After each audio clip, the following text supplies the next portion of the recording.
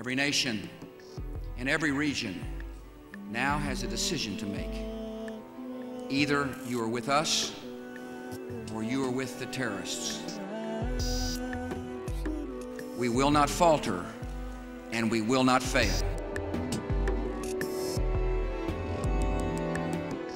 Since September 2001, the US administration has illegally arrested and transported an unknown number of people around the world in an operation known as Extraordinary Rendition. A small number of suspected terrorist leaders and operatives captured during the war have been held and questioned outside the United States. Let no one be in any doubt, the rules of the game are changing. Now, with testimony from one of America's detainees, we reveal just how much the rules have changed. They took the scalpel to my right chest. It was only a small cut, maybe an inch. At first, I just screamed. It was an agony, crying, trying desperately to suppress my feelings. But I was screaming.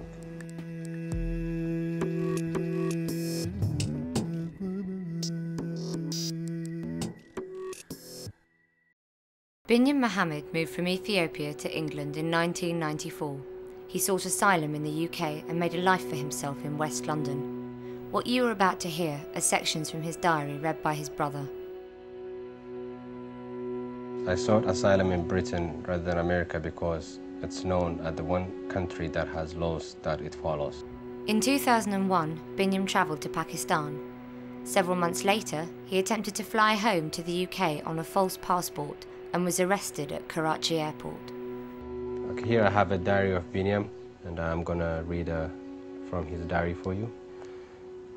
I refused to talk in Karachi until they gave me a lawyer. I said it was my right to have a lawyer.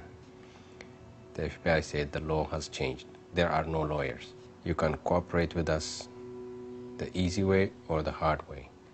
On the first day of the interrogation, Chuck said, if you don't talk to me, you are going to Jordan. We can't do what we want here.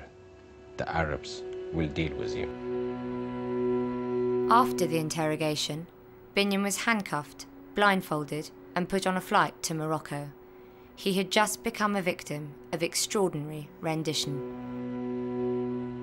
What is going on is a way of detaining people secretly and applying something that we have always said is the most terrible thing to do to another, and that is to torture them in order to receive information. It is against US law to be involved in torture or conspiracy to commit torture, and it is also against US international obligations. Of course, rendition doesn't have to be to a country where you're going to be tortured. Rendition is just taking you somewhere where you don't want to be. Unfortunately, it tends to be to a country where you're going to be abused. You tend to be taken somewhere where they think they can get better information out of you. Yeah, to give an example of Benyam Mohammed's case, the United States government says, they'll look you in the eye and say, we do not engage in an extraordinary rendition. Well, why did they take Benyam Mohammed to Morocco? It wasn't for a Club Med, holiday. They took him there so that the Moroccans could torture him into making statements. They cut off my clothes with some kind of doctor's scalpel. I was totally naked. They took the scalpel to my right chest. It was only a small cut, maybe an inch. At first, I just screamed. One of them took my penis in his hand and began to make a cut. He did it once, and then stood still for maybe a minute, watched my reaction. It was an agony, crying, trying desperately to suppress my feelings, but I was screaming. There was blood all over. If I told you I was going to teach you,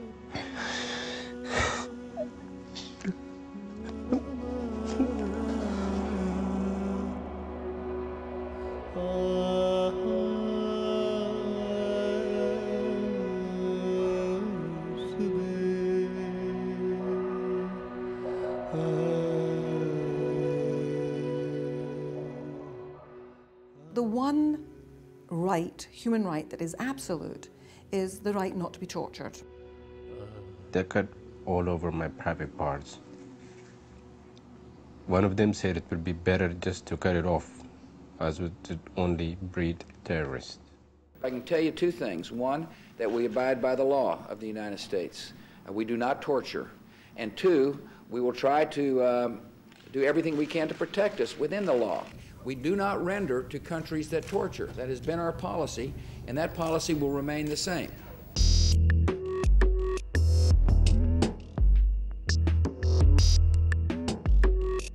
Interrogator told me that we have been working with the British.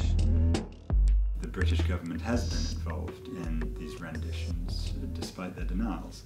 For example, with Binyam Mohamed in Morocco, he was interrogated by the Moroccans about matters that could only have come from British governmental sources. There simply is no truth in the claims that the United Kingdom has been involved in rendition. I have absolutely no evidence to suggest that anything illegal has been happening here at all. They knew it was going to happen. They didn't stop it. They actually provided information to the Moroccan torturers who took a razor blade to his penis, for goodness sake. And for the British government to pretend that they've had no role at all, unfortunately, is just not true. They used to be very slow, deliberately slow. One would cut me, they would take a rest, then another would take his turn. Binyam was held in Morocco for 18 months. The torture continued the entire time he was there. If you want to have a conversation with the rest of the world and to say torture is wrong, it has to mean that not only do you not do it yourself, but you don't do it by proxy. In January 2004, Binyam was flown to Afghanistan. On his arrival, he was imprisoned in the notorious Dark Prison. The Dark Prison is a particularly invidious place. It was an old Russian prison in Kabul, and it was used as one of the worst places that my clients went to in Afghanistan, certainly. And the techniques they had there was they would keep you in the dark all day long and all night long. They would give you hardly any food, and terrible food if it was. You'd be wearing almost no clothing. It was freezing cold. And then they would play incredibly loud music at you for the most part. Then they cuffed me and put earphones on my head. They played hip-hop and rock music very loud, all night and all day. I couldn't take the headphones off. As I was cuffed, I had to sleep with the music on and even pray with it. For 18 months, there was not one night when I could sleep well. This mental torture was a lot worse than the physical torture. I think I came to several emotional breakdowns in this time, but who were there to turn to? What we've got to remember is that anybody can be swept up in these sort of cases, and of course it will involve the guilty, but it might also involve the innocent. After spending 9 months in Afghanistan, Binyam was rendered again. He was blindfolded, handcuffed, and flown to Guantanamo Bay, Cuba.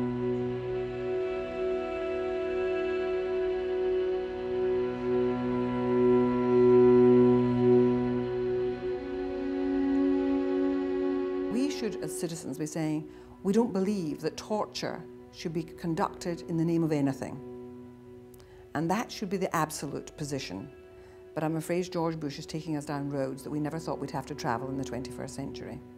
People have done a really good job of hauling in a lot of the key operators.